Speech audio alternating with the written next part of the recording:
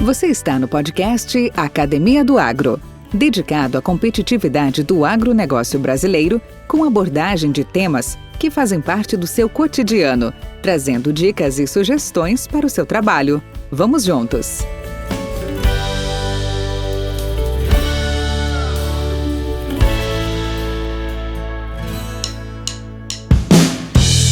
Risco significa ousar. É uma palavra que vem do latim e se trata da possibilidade de algo dar errado. Assim, os riscos estão presentes em todas as atividades do homem e das organizações. Como deveria ser a gestão de risco nas áreas agrícolas? Apesar das raras estatísticas e do pouco que se toca no assunto, os acidentes no meio rural acontecem. Atingem pessoas de diferentes idades, independentemente da experiência de campo, e ocorrem nas mais diversas situações. Os fatores potenciais de riscos são também os mais diversos.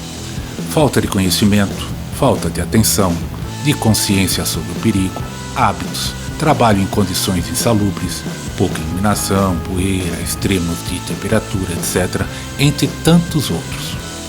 A atividade agrícola é uma tarefa que expõe o operador a condições insalubres, calor, frio, sol, poeira, ruído e vibrações de máquinas e esforço físico demasiado. Contribui também para a ocorrência de acidentes, operações em terrenos inclinados, velocidade alta durante as operações, imprudência do operador ao trafegar em estradas, despreparo do operador, além do uso de bebidas alcoólicas.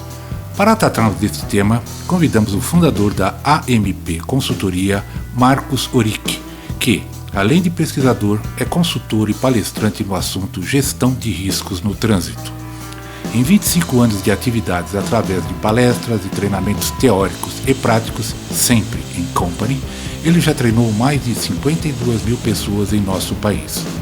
Analisar e discutir este assunto é essencial à nossa capacidade de nos adaptarmos ou nos protegermos dos riscos e adversidades do trânsito, ambiente em que mais morrem pessoas nas faixas de 20 aos 40 anos. Uma atividade aparentemente simples que, banalizada pela maioria, se transformou num ambiente bastante hostil. Podcast Academia do Agro. Olá, Marcos Oric. Que satisfação contar contigo aqui na Academia do Agro. Esteja em casa, se sinta em casa.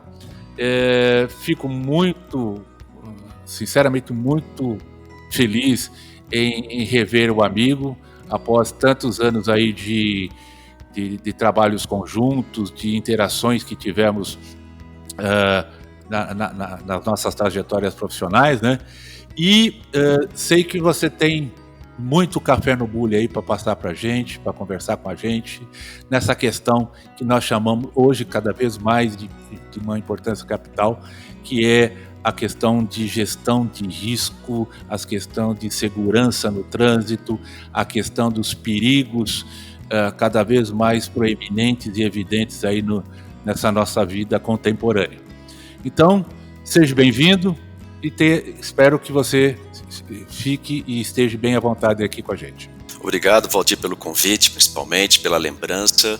Vai ser um grande prazer compartilhar com vocês aí um pouquinho da minha experiência nessa área de gestão de riscos no trânsito. E estou à vontade e também à disposição de vocês para o que der e vier. Beleza, então, Marcos. Cara, você é o fundador, co-líder, juntamente com outros colaboradores da AMP Consultoria. Mais de 50 mil pessoas atendidas com palestras e treinamentos. Já há mais de 20 e tantos anos, 1994, você começou com a AMP de estrada nesse setor. Conta um pouquinho da sua história pessoal. Da onde você veio, da onde você começou, como é que veio essa atividade atual que você tem. Conta um pouquinho a sua história. Vamos lá, a história eu acho que é interessante do seu ponto de vista de crescimento profissional, de construção profissional. Eu sou filho de bancário, meu pai foi funcionário do Banespa durante a vida inteira, a minha mãe professora, então ao fato de ser filho de bancário, eu mudei muito de cidades. Então eu nasci em Adamantina, São Paulo, morei em Lucélia. Depois, com 6 anos de idade, nós nos mudamos para Rio das Pedras, uma cidade pertinho de Piracicaba, e lá teve uma influência muito grande. Eu morei durante 11 anos lá, porque é uma cidade pequenininha, década de 70, eu mudei para lá em 1970 e saí em 81. E o que Rio das Pedras tem a ver com isso? Por ser uma cidade pequena, né, naquela época, eu comecei a dirigir muito cedo. Com 14 anos de idade, eu já dirigia, tá? Então, depois mudamos para São Paulo. Em São Paulo aconteceu um outro fato importante, né, na minha trajetória, que eu fiz o serviço militar obrigatório. Eu fiz o CPOR. E aí eu trago meus traços assim, uma marca super importante do CPOR. Foi um ano muito legal para mim, 1983. E em 84 eu entrei na Unicamp para fazer engenharia química. Aí fiz engenharia química, 2 anos em Unicamp, e um detalhe importante, quando eu entrei em 84 na Unicamp, foi quando eu ganhei a moto. Então minha primeira moto foi em 1984, né? Então eu viajava bastante Campinas, São Paulo, Campinas, de CGzinha, 125. Aí em 86, plano cruzado, um primo meu veio para São Paulo com uma D20, e ele estava mexendo com garimpo no Mato Grosso, em Guarantã do Norte. E ele me atiçou. Marcão, vamos para lá comigo, vamos comigo. E eu larguei a faculdade, Valdir. Eu abandonei a Unicamp e fui mexer com garimpo em Guarantã do Norte. Fui conhecer, isso aí foi uma experiência muito legal. Então teve despedida aqui em Campinas e tal. Isso foi em julho de 86. Eu fiquei 2 meses lá. Aí o Célio falou, Marcos, volta para Campinas, vende a sua XL, eu tinha uma XL na época, e volta para cá com uma Pampa. Eu preciso você de Pampa. Por quê? Eu cheguei a fazer Guarantã, Cuiabá, são quase 700 quilômetros.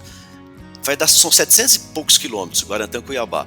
E eu fui com uma grade 16.5, sendo que naquela época o asfalto ia de Cuiabá até Sinop. De Sinop para o Guarantã, passando por Peixoto, lá para Alto Floresta, eu rodei tudo aquilo lá. Tudo com uma grade, com uma motinha 16.5. Enfim, aí vim para Campinas para vender a moto aqui, e quando eu cheguei na Unicamp para rever os amigos, o pessoal, Marcos, a gente não pode ser para beber hoje, que vai ter uma entrevista aqui e tal. Entrevista do quê? Uma tal química. Né? Aí eu fiquei esperando meus amigos fazerem entrevista, faz também. Eu falei, não vou nem fazer, não estou estudando e tal. Não, faz também. Aí eu peguei a senha, Valdir, e fui fazer a entrevista. Né? Aí o cara falou assim, o que você está fazendo? Eu falei, eu fui mexer com garimpo. Ele falou, me conta essa história, né? Aí a gente tem um papo muito legal com o entrevistador.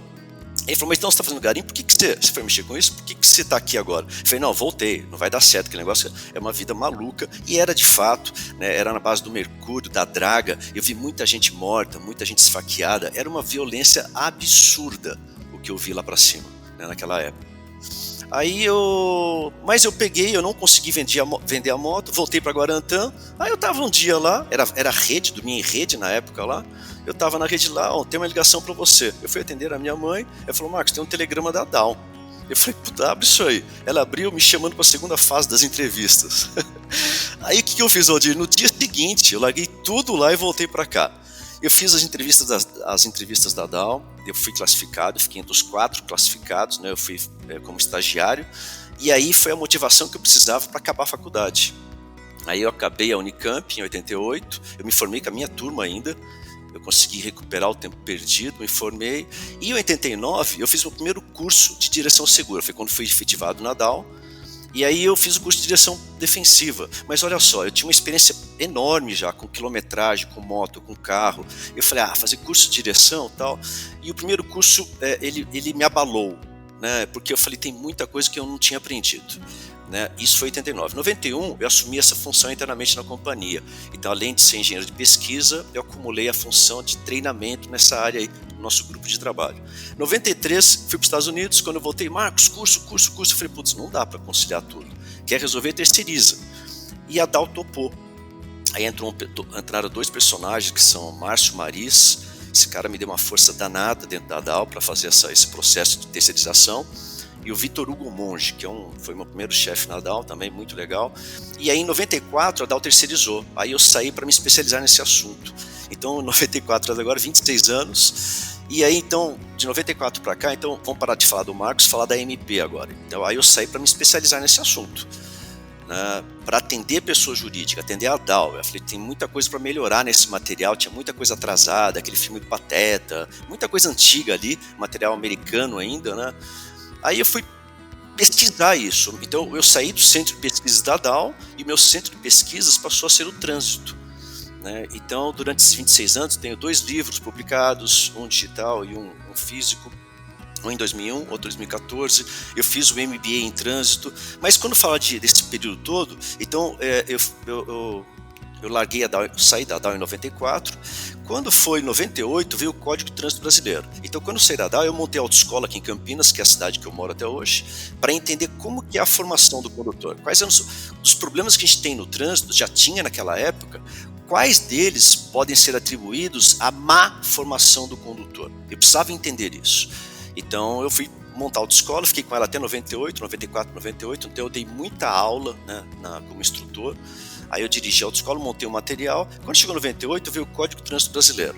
E ele mudou poucas coisas na parte de formação de condutores. E aí eu vendi a autoescola, foi um desânimo total, mas eu perdi essa boquinha, porém, em 98 com o código veio a possibilidade dos motoristas perderem a carteira por pontuação. E aí as empresas que tinham frotas de veículos grandes, elas ficaram super preocupadas com isso. O que fazer com o condutor que usa o carro como instrumento de trabalho e não vai ter habilitação para dirigir? Aí elas foram ao mercado ver quem trabalhava com especialização de condutores. E a Dow era um benchmark. E aí comecei a receber ligações. Aí eu peguei em 98 a conta da Unilever e da Monsanto. Aí começa a minha relação com o agronegócio, tá? Através da Monsanto em 98. Então aí vem toda uma carreira. Em 2000 eu constituí formalmente a MP Consultoria, aí eu me juntei a outros sócios, que é o Bacarim hoje e o Maurício. O Sebastião não está mais com a gente, ele entrou com a gente em 2006 e saiu agora, um pouquinho antes da pandemia. Mas enfim, aí começou. Em 2004 foi o nosso primeiro contato com a Pioneer. Então a Pioneer eu conheci lá em 2004, lá em Formosa, o primeiro curso com o Galeno, ele que me levou para lá. Tinha o Galeno, tinha o Joel Bueno com vocês também aí. E o Joel me conhecia da Monsanto, então o Joel deu uma força danada para eu poder trabalhar com vocês aí na Pioneer. Eu agradeço bastante, né, esse auxílio, essa parceria com o Joel. Enfim, aí a coisa foi. E em 2004 entraram como clientes para a gente também Klabin, BASF, Castrolanda, a Ihara entrou em 2005, Milênia entrou em 2003, um ano antes, São Martinho, Veracel, enfim, o nosso foco, o nosso mix de clientes, ele está muito concentrado no agronegócio. E tem um motivo para isso, que é o seguinte, para entender um pouquinho da realidade da coisa. Quando você vai fazer análise de riscos no trânsito, eu falo que tem 2 possibilidades de análise. A análise probabilidade do evento acontecer e a análise severidade do evento quando ele acontece. Quando você está dirigindo em trânsito urbano, você tem uma probabilidade muito maior de ter eventos, ter acidentes. Quando você vai para a rodovia, a probabilidade é muito menor, porque tem menos gente disputando espaços, né? Então você tem menos erros humanos também. Só que você desenvolve mais velocidade, então você tem veículos mais pesados, mais carregados. Então quando há o acidente, a severidade tende a ser bem maior. E essa é a realidade do agronegócio. Então, quando falo em severidade de acidentes, o agronegócio é uma vítima enorme desses acidentes mais severos. Tanto que dos nossos óbitos aqui nos clientes da MP, a gente começou a contar em 2000 e parou de contar em 2018. Né? Então, dos óbitos nossos, 1/3 são técnicos agrícolas ou engenheiros agrônomos. Eles vêm do 1/3. Então a gente vai falar um pouquinho mais daqui a pouquinho sobre isso, né, das causas, se vocês quiserem um pouquinho mais de informações de causas, estatísticas e tal. Então a MP, felizmente, né, a gente acabamos nos tornando especialistas numa atividade de agronegócio. Só que o dirigir para o agronegócio, ele tem uma relação intrinsecamente forte com o agronegócio. Por quê? Porque o agronegócio, dentre os modais de transportes disponíveis, você tem o ferroviário e tem o rodoviário. Mas o ferroviário foi muito forte até a década de 30. Depois ele foi desacelerando, ele foi perdendo a relevância dele. E o agronegócio ficou muito concentrado no transporte rodoviário. Né? Então, o dirigir hoje para o agrônomo, para quem trabalha com agronegócio, não é uma atividade fim. Atividade fim é aquilo que ele sabe fazer de melhor, que são as combinações, análise de solo, venda, cultura, enfim, é o que ele sabe fazer de melhor. Só que o dirigir é uma atividade meio, fundamental para a atividade do agronegócio, porque se ele não dirigir, não chegar ao ponto de destino, ele não vai exercer a sua especialidade. Então, quem trabalha com agronegócio tem uma dependência muito grande da direção, né? E você como agrônomo deve saber perfeitamente disso. Então eu falo, a gente trabalha com uma atividade que hoje está intrinsecamente ligada ao agronegócio, que é o dirigir, né? E eu acho que dentro dessa, fazendo uma contextualização mais atual, né, eu acho que o agronegócio ele vem numa pujança, aí, um crescimento muito bacana, mesmo durante a pandemia, e vocês vão ser fortemente beneficiados por dois fatores, que eu falo assim, dois dos principais ministros do atual governo mais bem avaliados são Tereza Cristina e Tarcísio Gomes. Os dois têm tudo a ver com o agronegócio, né? Então a Tereza Cristina promovendo e o Tarcísio melhorando a questão de infraestrutura, de transporte, de escoamento e basicamente ele retomando o modal ferroviário. Isso vai ser um alívio violento porque você diminui o volume de tráfego. Diminuindo o volume de tráfego, você aumenta a segurança indiretamente também. Então acho que a gente vai daqui a pouco tempo ter um resultado muito bom, né? Então, para colaborar ainda mais com o crescimento do agronegócio brasileiro. Podcast Academia do Agro. Que bacana, cara. Mas que bela construção de análise que você fez. E achei uma coisa bastante, até para mim, bastante nova, né? Alguns dados que você trouxe e tal. Marcos, aspectos comportamentais ou de hábitos não saudáveis desse agente principal que é o condutor, que é o motorista. O que você poderia contribuir com a gente em termos de análise? Quais são os pontos principais no comportamento desses motoristas, desses condutores, desses profissionais? Vamos lá. Então eu vou voltar um pouquinho no tempo, de novo, lá em 2014, tá? Falando de 6 anos atrás, não é tanto tempo assim, mas 2014 foi a primeira vez, Valdir, que eu ouvi falar de veículo autônomo, robô. Aí eu me assustei, porque eu sempre pensei que a MP não teria fim. Eu falei, desde que a gente não faça besteira, nós não nos traiamos, a gente não traia nosso próprio negócio, né? A gente não complique nosso próprio negócio, porque vai ter muita gente para ser treinada. Então a MP, ela voa em céu de brigadeiro. Eu sempre pensei assim. Quando eu ouvi falar de robô, eu falei, opa, não é bem assim. Porque a hora que chegar nos robôs, eu não vou ser contratado para treinar robô. Aí acendeu um sinal de alerta violento em 2014. O que eu fiz? Eu fiz uma transformação na MP de contrato, realmente. Eu saí da linha de frente de treinamentos e eu fui para os bastidores e eu voltei à pesquisa novamente, né? Só que aí na parte de tecnologia, eu falei, preciso entender o que é o robô, o que vem por aí, porque eu aprendi muito durante esses anos todos de treinamento. Quando você dá um treinamento, você tem que se organizar. Então a sua mente, sua didática, sua linha de raciocínio, as estatísticas que eu tinha, eu sempre fiz análise dos acidentes. Hoje eu sou perito judicial em acidentes de trânsito também. Então, cada vez que você analisa um acidente, você aprende muito com ele, porque você vai ver a raiz dele, né? Onde foram os erros, por que aconteceram, o que poderia ser feito para que não houvesse novamente aquele tipo de erro. Então você aprende muito com uma análise. Em 2014, eu falei, bom, eu acho que eu já me considerava relativamente bem preparado na parte de entendimento do comportamento humano. Eu falei, agora eu preciso digitalizar isso, a transformação digital. Aí comecei a estudar. E aí, com toda a base de dados que eu tinha já, construído empiricamente ao longo desses 2014, falando de 20 anos então de AMP, eu comecei a estudar isso e a gente está agora com uma startup montada exatamente por isso. Então vamos falar. Quando você pega a história, eu fiz uma live recentemente para um cliente de agronegócio também, né? Eu fiz o encerramento da convenção de vendas deles e eu falei sobre isso, tá?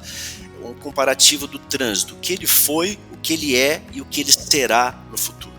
Então, você estudando o trânsito no passado, a gente teve muito erro humano, mas os veículos não contribuíam, a estrutura viária não contribuía, se tinha pouquíssima fiscalização, enfim, o ambiente não conspirava a favor de um trânsito seguro. Você tinha muito menor volume de tráfego, mas o trânsito era bem precário. Legal. Os veículos também, os condutores também. Quando você pega, não vou nem voltar muito tempo, vou pegar assim, de 1980 para cá, né? Então, os veículos tiveram uma evolução tecnológica bárbara, colossal, né? A estrutura viária teve uma evolução bárbara, colossal também, né? Eu acho que ela tem muito a melhorar ainda, mas se você pegar a década de 80, década de 70, 80, para agora, só de rodovias duplicadas, quando se tira pista simples, é um dos grandes segredos da segurança. Quanto mais você tiver de pista simples, você sempre vai ter a possibilidade de invasão de faixa. E quando tem invasão de faixas, são sempre acidentes muito severos. Então, quem roda em pista simples está exposto a isso o tempo todo, né? Então, a gente teve uma evolução muito grande na estrutura viária, porque teve muita duplicação. Legal. E o ser humano? Ele continuou errando. Era no passado e agora. Você pega as causas de acidentes, dos nossos acidentes com óbitos, são 31 óbitos em clientes nossos, com um só eu não atribuo a erro humano, né? Desculpa, também foi erro humano, só que foi um acidente não evitável, né? Se eu tivesse no lugar daquele cara, eu teria morrido também, né? O restante são todos acidentes evitáveis. Ele morreu porque ele vacilou de alguma forma, ele não fez o que tinha que ser feito, né? Faltou treinamento, faltou atenção, sobrou velocidade, alguma coisa deu errado ali, mas ele poderia ter corrigido isso de alguma forma. Então, atualmente, o nosso grande drama no trânsito continua sendo erro humano. E eu acho, sinceramente, que chegou um momento que as autoridades falam assim, chega, não dá mais. A gente desistiu do ser humano, vamos colocar robô. Vão colocar um robozinho aí, que esse cara não tem emoções, ele não dorme, ele não atende essa porcaria de celular dirigindo, ele vai dirigir com velocidade controlada, enfim, o robô vai ter uma série de vantagens sobre a gente que vai dar a eles uma estatística de acidentalidade infinitamente menor do que a do ser humano. Então, ele tem uma vantagem competitiva, várias vantagens competitivas, que eu falo que a chegada dele, ela é simplesmente assim, é só saber quando. Porque que vai acontecer, vai. Então, e onde que o ser humano erra demais? Quando eu pego os acidentes com óbito de clientes nossos, a nossa principal causa de óbito, sabe qual é? É sono. Gente, sono. O sono não vem de repente. Você vai ficando meio cansado, aí balança a cabeça, aí dá tapa na cara, aí abre o vidro, e a gente quer duelar com o sono. E por que o sono no agronegócio ele tem um peso ainda maior? Eu atribuo alguns fatores importantes, tá, Valdir? Que são o seguinte: primeiro, quem trabalha com agro tem o hábito de levantar muito cedo, né? Então, isso é fato. Segunda coisa do agronegócio, é um trabalho pesado, não é um trabalho intelectual, numa sala com ar-condicionado. Não, é no campo, né? É uma lida pesada, né? Outra coisa, quem trabalha com agronegócio faz viagens longas, né? São todos tiros mais longos, não é tiro curtinho, né? São tiros mais longos, viagens com quilometragem maior. A hora que esse cara para almoçar, ele parece um elefante comendo. Ele come demais, né? E é churrasco, e é não sei o quê. A hora que ele sai para dirigir, e a digestão, como que fica? Né? Então, ele vai ter um problema enorme com sono. E eu não coloquei aí ainda a questão da bebida alcoólica e da droga, porque isso não é com todo mundo, né? Então, mas tem uma parcela considerável das pessoas que dirigem, fazem viagens, caminhoneiros, viajantes, o pessoal comercial, né? Então, a gente tem vários elementos aí que contribuem demais para a ocorrência do sono. Aí tem outro fator gravíssimo para vocês do agronegócio. Vocês dirigem em situações, em ambientes normalmente desprovidos de fiscalização. É muito pouco, né? São aquelas viagens muito longas que você roda 2, 3, 4 horas sem ver uma viatura da polícia, um radar. E aí andar 140, 150, em determinado momento, passou a ser o padrão, né? Aí junta a velocidade muito grande também. Aí com tempo de reação retardado, depois ultrapassagem, pista simples. E aí, para fechar essa análise bem rapidamente assim, a gente tem muito acidente em trevo, né? Trevo é sempre rodovia de pista simples, porque é passagem em nível. E aí eu vou entrar com uma dica já para todo mundo, que às vezes não se liga nisso, né? Porque quando está vindo no trevo, se tem alguém parado lá, ou se aproximando para cruzar aquele trevo ali, a gente tá na rodovia viajando, você pressupõe que ele vai parar, né? Que ele está vendo você, que ele não tem a preferencial, que ele está reduzindo a velocidade e que ele vai parar. Mas essa pressuposição ela é fantasiosa, porque será que ele vai atravessar? Será que ele não vai? Qual que é a probabilidade de ele atravessar ou não? É de 50%, é sim ou não, entendeu? a gente não pode achar que ele vai parar. Então, a gente às vezes confia demais, não reduz velocidade, não alerta, não faz nada e confia. Aí o cara me invade faixa. Invadir faixa em trevo é um abraço. São sempre acidentes muito graves. Então, a gente tem muitos óbitos em trevo, né? Então, eu acho que juntando um pouquinho desses 4 fatores, sono, velocidade, ultrapassagem, trevo, acho que já explica um pouquinho do risco e do problema da atividade relacionada ao agronegócio. Ô Marcos, eu até cheguei a comentar antes da nossa entrevista, foi via mensagem, e você também acabou de citar pouco no início, a proeminência, né, de 2 figuras do nosso executivo, que é a ministra Tereza Cristina e o Tarcísio da Infraestrutura, e faz todo sentido que eles tenham um olhar muito forte, uma contribuição muito grande para minimizar esses riscos, né, de aumentar mais a segurança em função da própria duplicação de rodovia, da recuperação modal ferroviário, etc. Um reequilíbrio. É um reequilíbrio. Entretanto, hoje ainda nós temos sérios gargalos, principalmente na questão de logística e armazenamento dessa enormidade de produção que hoje o Brasil é um dos principais atores no mundo, na produção de grãos, por exemplo, das commodities, milho, soja, arroz, etc, etc. Sim. Então, é estimado, não sei se esse número, até onde ele é preciso, se até ele não é mais do que os 45% desse volume. Você tem uma ideia, a soja este ano aqui, a previsão é superar 138 milhões de toneladas. 40% no mínimo disso fica armazenado em cima dos caminhões, dos tremiões, dos bitrens, e rodando nessas estradas para chegar até o porto e tal. Está em movimento. Então são cargas de alto volume, alta periculosidade, com veículos realmente possantes, tem que ser também, né? E eu te pergunto, a legislação está preparada para isso, está cuidando disso, e esses atores, né, esses motoristas, essas transportadoras, estão atentos a isso? Olha, eu estou acompanhando agora, então vamos falar agora da AMP Consultoria na parte de treinamentos, então presenciais, a gente tem vários módulos de parte prática, mas ainda é concentrados num volume de clientes muito pequenininho. Então, por exemplo, veículos pesados, a gente tem um trabalho muito forte com a São Martinho, no transporte de vinhaça, de carga líquida. Existem muitos acidentes, então nos contrataram para fazer uma auditoria na operação deles lá. A gente fez a auditoria, a gente propôs um modelo de treinamento, e para veículos pesados, quem faz é o Maurício, que é nosso especialista, mas a dinâmica do veículo pesado ele é completamente diferente da dinâmica do veículo leve. Então no veículo leve a gente tem uma parte de sensibilização muito grande, para a pessoa entender o que é operar um veículo, né? O veículo pesado não, ele depende muito de parte técnica. Muitos dos acidentes e erros são cometidos por deficiência técnica do condutor, seja pela formação dele, ele começou a dirigir muito cedo, pela não atualização, pela não reciclagem, mas principalmente pela modernização do equipamento. Ele não é atualizado. Então ele estava com o caminhão caixa seca, pega um semiautomático, vai para um automático.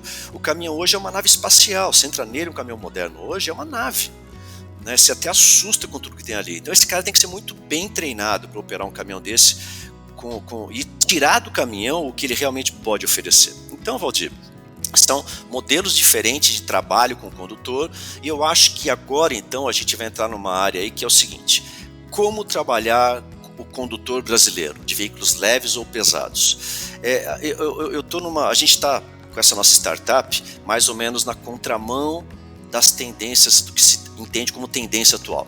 Eu sou muito reticente ou cético em relação ao robô. Tá? Eu acho que ele virá, mas eu acho que um share muito menor do que alguns agentes estão apostando. E a gente está trabalhando agora, nosso negócio é o Drive Behavior, em inglês, que é o comportamento do condutor. Eu falo motorista, hoje ele erra demais porque ele não teve nem a chance de ser devidamente treinado. Então você tirá-lo do jogo agora, colocar robô sem dar a chance de ele ser treinado, é no mínimo um ato injusto. né? E eu acho também o seguinte, se você pega hoje 60, 70 milhões de condutores no Brasil, que é o que é estimado, você vai tirar o quê? 50%, 30 milhões, vai colocar robô. E vai fazer o quê com 30 milhões de condutores? Né? Então eu falo, no mínimo, a gente devia fazer um trabalho aí prévio de recuperação desse condutor, de atualização dele, de treinamento dele. E esse é o nosso projeto, tá? É fazer um sensoriamento, analisar exatamente o comportamento do condutor e propor medidas. E hoje, com a tecnologia, a gente vai ter um outro ganho, que eu falei que o ganho para vocês do agronegócio. Então eu falei, a Tereza Cristina, eu acho que é uma pessoa que é do agro, tem a visão de agro e ela está provando toda a competência dela. Eu não sou do agro, né, assim especificamente, mas pelos comentários que a gente ouve dela, pela avaliação dela, né, interessante. O Tarcísio Gomes não. Ele tanto que o Denatran está subordinado ao ministério dele, tá? Então, o Tarcísio ele está trabalhando nos modais aí. Só que tem outra coisa que está vindo aí que vai colaborar um monte também, que é a tecnologia, que é o 5G, que é o IoT, o Internet das Coisas. Então, a gente tendo um tráfego de dados mais barato, mais volumoso, Big Data, a gente vai poder estudar demais o comportamento humano. Hoje é impossível pagando 2G, 3G, é muito caro o tráfego de dados, armazenamento de dados, nuvem, para tudo isso aí. Então, eu acho que a gente vai ter um ganho muito grande. Então, eu estive no congresso ano passado, porque de 2016 para frente, eu comecei a participar de tudo quanto é congresso de internet das coisas, né? Então, eu estive num congresso e é impressionante, porque num congresso de IoT, o assunto que dominou foi exatamente o agronegócio, a agricultura de precisão, o equipamento autônomo, as colhedeira que fala, né? Tanto colheitadeira, colhedora, tá tudo certo. Então, agricultura 4.0, né, que é o AGTEC, os drones, imagens e o Big Data. Então, para vocês do agronegócio, para o negócio agronegócio, para o ecossistema agronegócio, tem muita coisa acontecendo e que vai colaborar enormemente com isso. Então, quando você fala desse volume todo de carga, de grãos, que está em movimento, armazenado em caminhões em movimento, eu acho que isso vai ter um up violentíssimo nos próximos anos, tá? Principalmente por causa do 5G. A tecnologia 5G ela vai dar vai ser uma revolução tecnológica realmente. O nosso projeto, a nossa startup depende disso também, de internet das coisas, porque como é muito dado de análise do comportamento humano ao dirigir, o jeito que está hoje é caríssimo. Então, enquanto não vier o IoT, a gente poder mandar isso via uma rede, um tráfego mais barato, então complica. Então, eu acho que essa é outra frente que a gente vai evoluir enormemente nesses próximos anos, tá? Que é o treinamento do condutor, adequação do condutor. O nosso projeto, a gente visa ranquear condutores, certificar condutores. Eu vou ter condições de fazer tudo isso. O projeto está bem estruturado. Eu me associei a 2 caras aí do mercado financeiro, né? 2 ex-CEOs de mercado financeiro. E a gente está estruturando, a gente está na fase de design sprint agora, mas já tem muito mais gente trabalhando nisso também. Então eu acho que quando fala em agronegócio, eu até coloquei uma frase aqui, né, que eu acho assim, né, continua plantando, continua produzindo, porque a parte de escoamento a gente vai ter um ganho monumental nos próximos anos. Podcast Academia do Agro.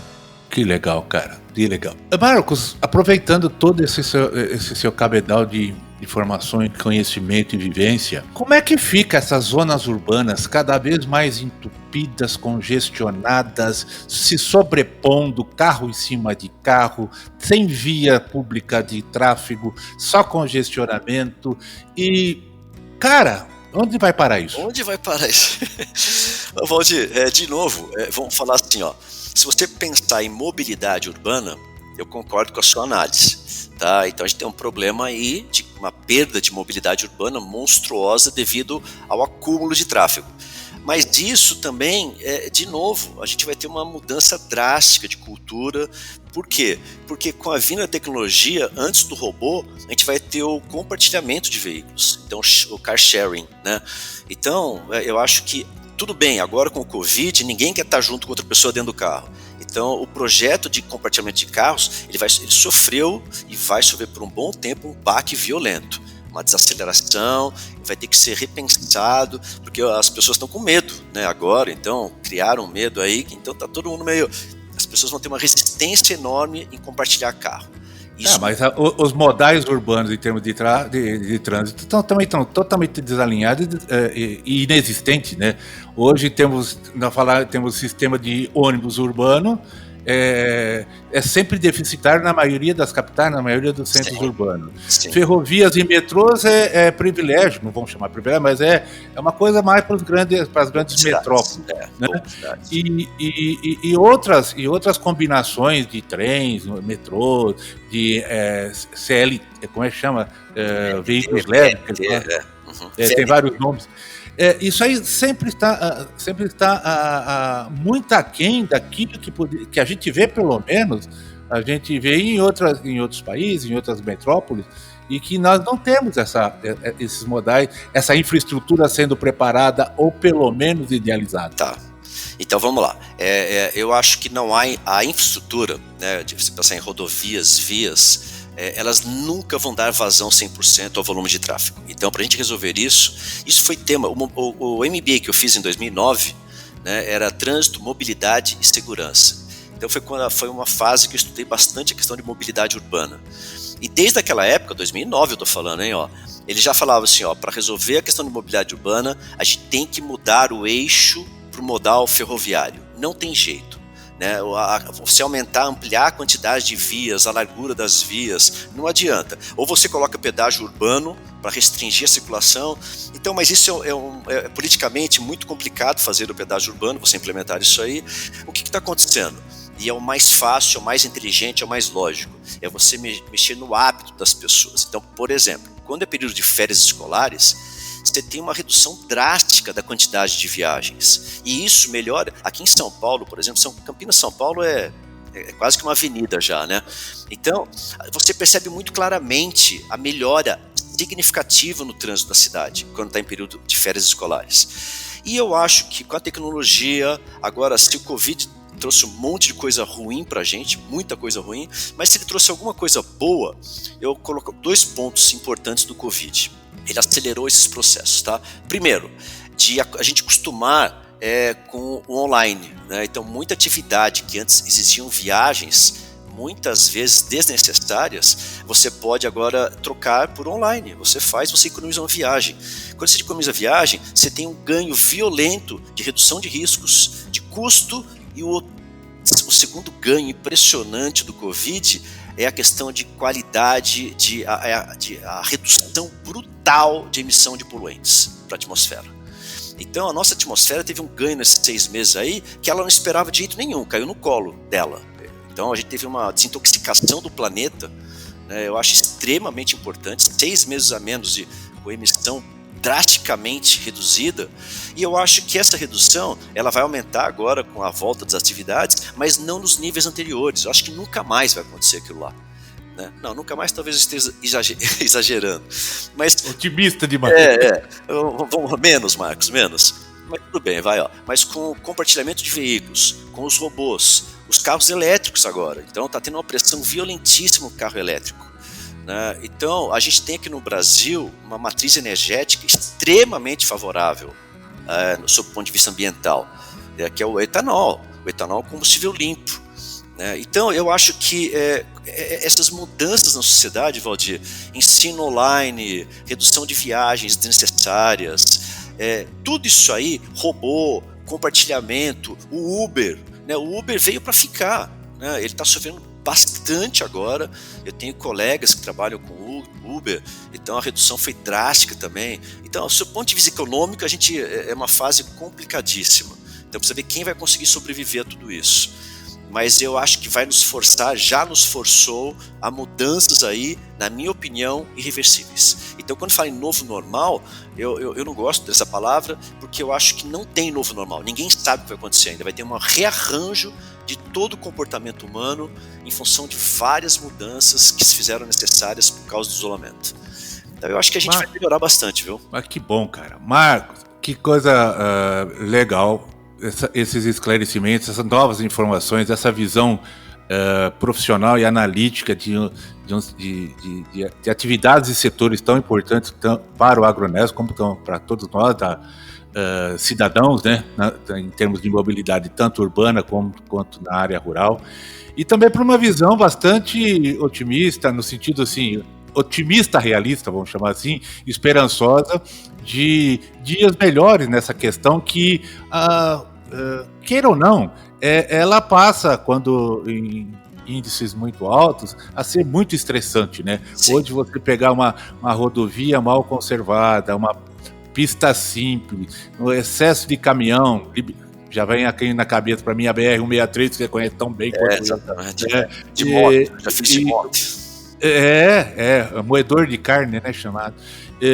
Ou você vir para um grande centro, para você ir até um determinado local de alguma cidade, você tem um estresse temático, vou ter que pegar um congestionamento, vou ter que pegar um trânsito danado, uma má educação que ainda persiste em muitos motoristas e usuários.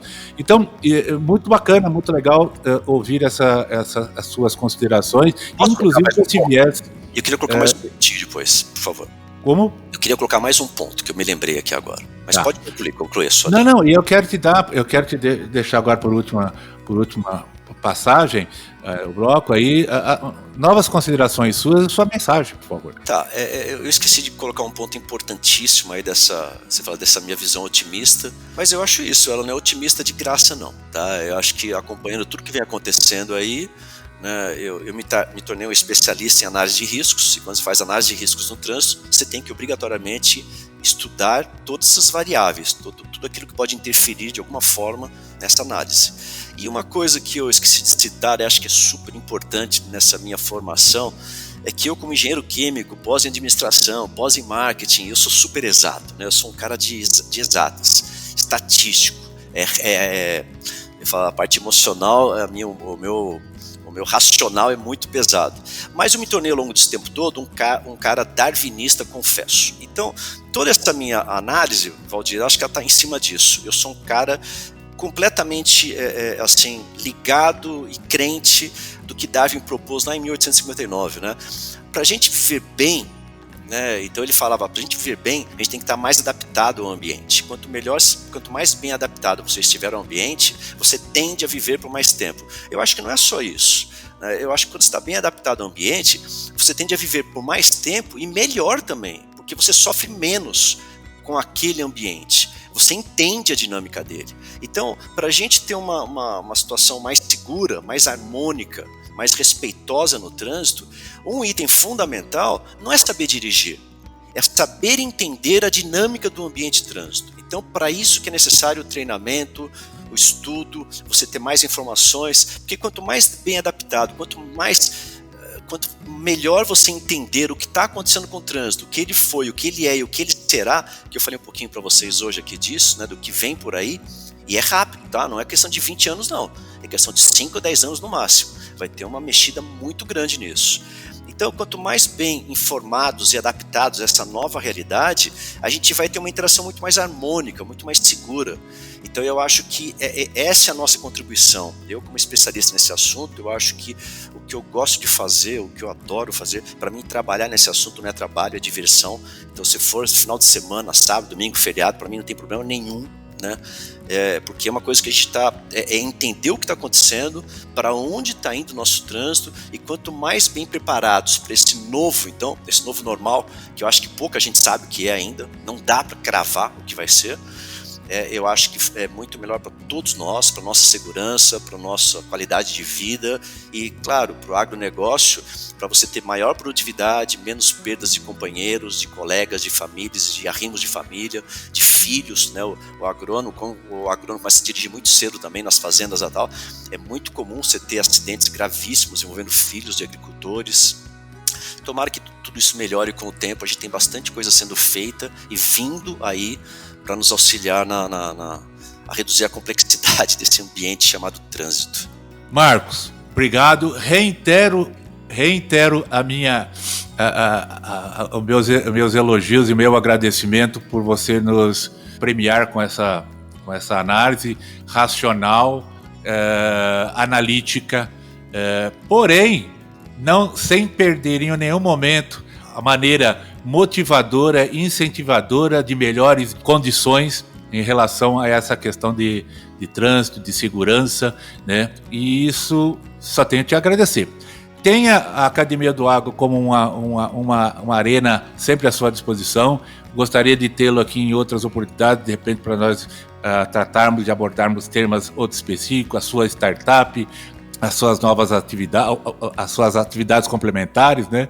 E te agradeço em nome de toda a Academia do Agro e todos os seus componentes. Legal, Valdir. Eu que agradeço a oportunidade de compartilhar um pouquinho disso com vocês. Eu acho que o conhecimento é isso, né? Cada um que tem não pode guardar, não adianta nada ficar guardando. Você tem que compartilhar para você ir atrás de novos conhecimentos, cada vez mais aprendendo. A gente aprende porque o mundo é dinâmico. Olha essas mudanças todas, o que elas ocasionam para a gente, o quanto elas nos desafiam. Né? A gente tem que estar aberto para isso, né, para essas mudanças todas e tentar, dentro das nossas possibilidades, uma adaptação cada vez mais tranquila com o ambiente que nos cerca. E assim, Valdir, você está no dia a dia aí do agro, você é um cara que tem um network muito forte, o que você precisar nessa área aqui que eu puder contribuir, você sabe que estarei sempre à disposição, é só dar um toque aí, a gente se fala tranquilamente, sem nenhuma formalidade. Muito bom. Obrigado, Marcos. Até a próxima. Bom final de semana para todos vocês. Um abraço, Valdir. Até mais. Com temas expressivos e dinâmicos, esse intercâmbio semanal visa oferecer um melhor desenvolvimento em suas habilidades profissionais e nas atividades e práticas do seu cotidiano. Somos da Academia do Agro, o podcast para todos aqueles apaixonados pelo agronegócio. Te aguardamos no próximo episódio. Até lá!